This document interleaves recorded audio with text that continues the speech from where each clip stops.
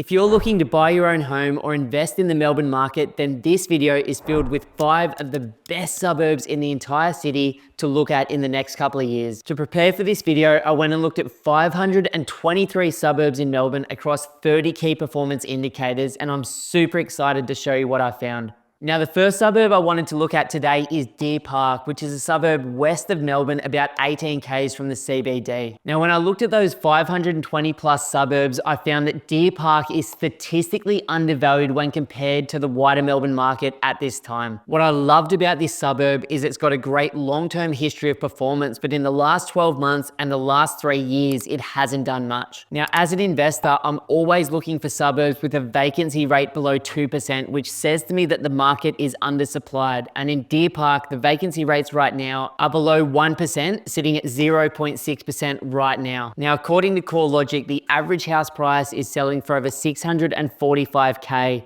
but there are plenty of houses as well as high quality townhouses selling below 600k. Now, the first property that I'm super excited to bring you today is number 3/53 Hamilton Street in Deer Park. Now, the first property I wanted to show you sold in October 2024 for $600,000 on the dot. As you can see, it's a beautiful brand new 3-bedroom, 1-bathroom townhouse in a small complex. Not only would a property like this be super low maintenance, but it would also have some significant tax benefits with its depreciation schedule and attract a really high quality tenant paying above market value rents. As you can see through the photos here, it's got beautiful flooring, a really modern kitchen and bathroom, and is perfectly suited for investors or homeowners, as well as renters looking to be close to the city but in an affordable pocket of Melbourne. Now, the second suburb I wanted to have a look at is also in West Melbourne. Now, this one's a little bit further from the city, sitting at 40 k's, and it's called Brookfield. Now, from looking at the 523 suburbs, Brookfield is not only one of the most undervalued suburbs in all of Victoria, but it's also one of the most undervalued suburbs in any capital city right now in Australia. Now, when I looked at 50 years worth of data between 1976 and 2016 for Melbourne and looked at the total return divided by the number of years, I found that the average house in Melbourne had grown by about 9.5% per annum. Now, what I love about Brookfield in the last 10 years is it's only grown by 5.52% per annum, which is significantly below the 50-year average, which is why I like this suburb so much at the moment. On top of this, the vacancy rates are super low and there's a very large number of sales. In fact, over 170 sales per year in the suburb,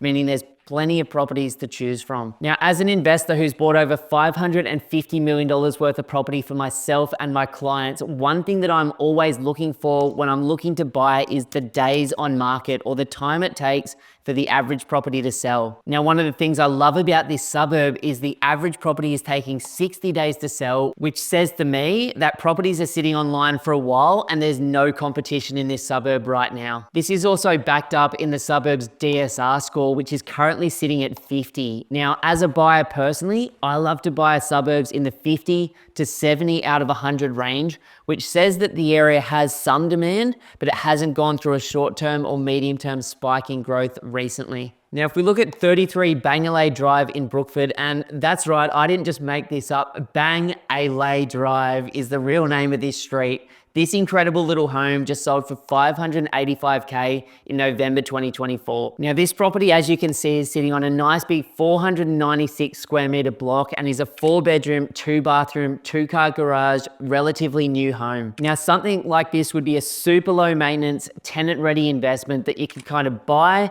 get your tax depreciation schedule set up, get the right property manager in place, and then set and forget it longer term. As you can see in the photos, the paint job's brand new, the flooring's looking great, and the property's in extremely good condition. Now, the third suburb I wanted to take a look at today is a bit of a tongue twister, and I might not get this right, but it's Kurunjang. Now, this suburb's also in West Melbourne, about 37 k's from the city. Now, this suburb's an absolute unicorn to me because the average house price is currently sitting at only $520,000. Now, when you compare that to Adelaide, Brisbane, Sydney, Canberra, anywhere else in Australia, capital city wise, it is phenomenally cheap right now. Now, this is another great suburb with over 175 sales per year and an average household income of over $75,000 per year. Now, as an investor who's always looking at the data, when I see the average household incomes being high, but the property prices or the rent returns being low, it means that there's potential for prices to go up and the locals who are living in that suburb to be able to afford it. Another thing that I love about the suburb is over 77% of the people living there are mums and dads or owner-occupiers, with only 23% of the people living there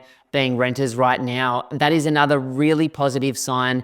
As the market grows in value in Victoria over the next 10 years, the suburb will gentrify like what we've seen in Brisbane, Perth, Adelaide, and Sydney in recent years. Now, like I said, this suburb is ridiculously cheap, and this little property that just sold in November at 27 Kaleway, Kurunjang, on a beautiful big 520 square meter block, sold for just $451,000. To me, this is absolutely insane, especially when you start looking through the photos and you can see it's been recarpeted and repainted to resell. Now, I would expect this place in any other capital city in Australia to be selling for somewhere between $600,000 and $800,000 absolutely minimum right now, and in somewhere like Sydney, as much as 1.2 to 1.5 million bucks. But for some reason, Melbourne post-COVID has completely bucked the trend. And as inflation and wages has gone up with all of those people that left the city during COVID, the Melbourne property market has sat flat or even declined in value. Now, this is the sort of property or the sort of area that if you're a local living in Melbourne right now, it might have a bit of a Western Melbourne stigma or a bit of a, we don't want to go that way.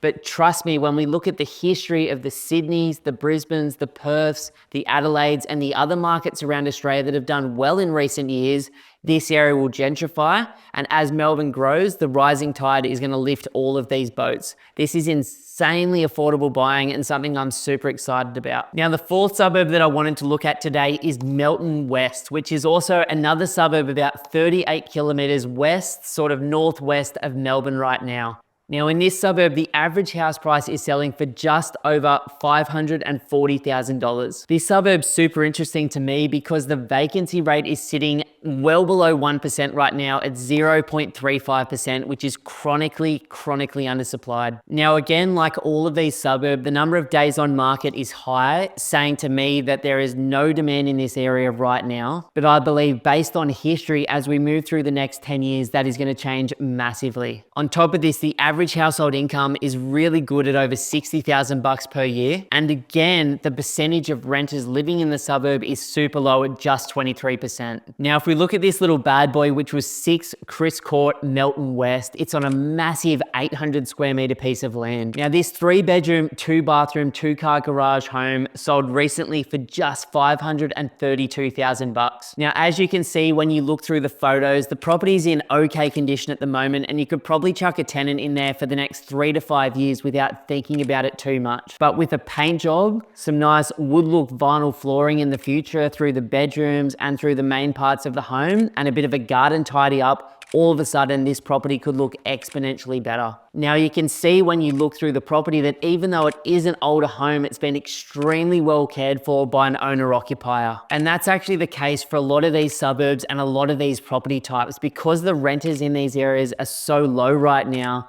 there's a lot of mums and dads, and they'll be mainly the people that you'll be buying your investment property or your next home from. What I love about this area at the moment is a beautiful big 800 plus square meter block like this is only being sold for a fraction more than a 600 square meter block, which I've seen in Sydney and closer to the CBD in Melbourne, when the market's not pricing that extra 200 or 300 square meters of land. As the market goes up longer term, there's more upside for investors or homeowners that pick those off while they're still so affordable now. Now, the fifth and final suburb that I'm excited to bring to you today is Wyndham Vale. Now, this one is southwest of Melbourne, about 31 kilometers, and is an absolute cracker. Now, according to CoreLogic, the average house price at the moment is about $580,000. It's a massive suburb for sales with over 400 per year, which is fantastic for you as a homeowner or investor, because it means if you ever want to sell the property in the future, it's a big suburb with lots of sales. But even more importantly, there's generally going to be someone paying more for the next property that's sold than you bought yours for, so it can really support valuations in the future as well. Now, what's interesting about this suburb to me is it's got a very young population with an average age of just 31 years at the moment, and very, very high household income sitting at almost $90,000 per year on average as we speak. Now, out of all of the properties that I've shown you today, this one's probably my personal favorite just because it looks so good. Now, this one's number 5, Wentworth Avenue, Wyndham Vale, and this beautiful home on a 638 meter squared block of land sold recently for $600K on the dot. Now, looking through the photos, you can see this 3-bedroom, 2-bathroom, 2-car garage home is beautifully presented from the street and has incredible street appeal. As we walk through the property, like many of these properties in the area, it's been repainted and had new flooring put down for the sale. On top of this, this one has a massive floor plan and was built a lot larger than a lot of the homes in the area, which is the perfect longer term asset post-COVID, because I think people have gone back to larger homes where they've got room for their kids or room for their study, as well as a nice big backyard in case we ever get locked down in the future again. Now, one of the most unique things about this property is, as you can see, there's this monster courtyard that's been completely covered over with a roof that is just a massive entertaining area and definitely hasn't been factored into the sale price. Now, you can imagine if you get into that garden, tidy up all of the plants and put some new grass down, the property is going to present so much better for revaluation and rental as well. Now, for me, Melbourne hasn't really been on my radar personally as an investor for almost the last 10 years because it went through incredible short-term growth after the last GFC, but all of a sudden, with inflation going up, wages going up, and the house prices in Melbourne sitting flat or even coming down, it is definitely starting to look good. Now, for most Australians that aren't watching this type of content, they're not going to see Melbourne for the next 2 or 3 years. And that is your advantage from watching this sort of stuff, because this market is very, very close to its bottom. It might decline slightly further, but it has phenomenal upside over the medium to longer term. Now, if we remember our history and we know that Australian houses on average, according to Simon Priestley, have gone up by about 8.2% per annum over the last 50 years, if we can strategically pick off the suburbs in Melbourne that have done far less than that, the suburbs that have done 5, 6, or 7% over the last 10 years, you're putting yourself in a great position to not just take advantage of the Australian property market, but to get into Melbourne at absolutely basement prices. I'm super excited about this market. For the first time in our business's history, we are now opening up the Melbourne market, and we're super excited to help people like you safely enter that market with high quality properties like the one that I've shown you today. If you're thinking about buying an investment property in the next 3 months, then the team and I over here at Pumped on Property would love to offer you a free one-on-one strategy session. To book your session, all you have to do is jump over to www.pumpedonproperty.com and click that free strategy session button. Now, in that session, we'll talk about exactly where you are right now, where you'd like to be longer term, and educate you on the current state of the Australian property market. And then you can take that information with a grain of salt and go and absolutely smash it on your own, or potentially become one of the small number of clients that we choose to work with each week. But either way, we wish you all the best on your journey to financial clarity, financial peace, and financial freedom.